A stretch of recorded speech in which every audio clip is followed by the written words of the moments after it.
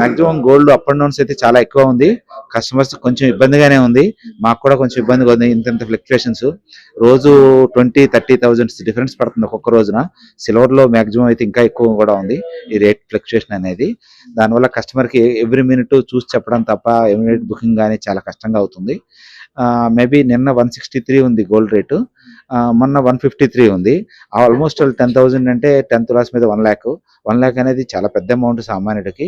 సామాన్యులు అయితే కొనుక్కోలేని పొజిషన్లో అయితే ఉంది గోల్డ్ సిల్వర్ అయితే. మ్యాక్సిమం కూడా 24 క్యారెట్స్ అడుగుతున్నారు కస్టమర్స్ ఎక్కువ వచ్చి. 24 క్యారెట్స్ అమ్మడం వలన యాజ్ ఏ షాప్ కూడా పెద్దగా ఏమి ఉండదు, అదంతా కంప్లీట్ బులియన్ ట్రేడింగ్ అదంతా.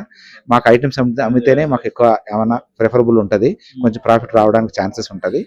గవర్నమెంట్ కూడా ఎక్కువ ఇన్కమ్ దాని మీద ఎక్కువ ఉండే ఛాన్స్ ఉంది. కస్టమర్స్ మాక్సిమం కూడా 24 ప్రిఫర్ చేస్తున్నారు. 22 బాగా క్వాంటిటీ వైజ్ 22 సేల్ అయితే చాలా ఎక్కువ తగ్గింది. లాస్ట్ 2 years తో పోలిస్తే మాత్రం ఇప్పుడైతే చాలా తగ్గింది.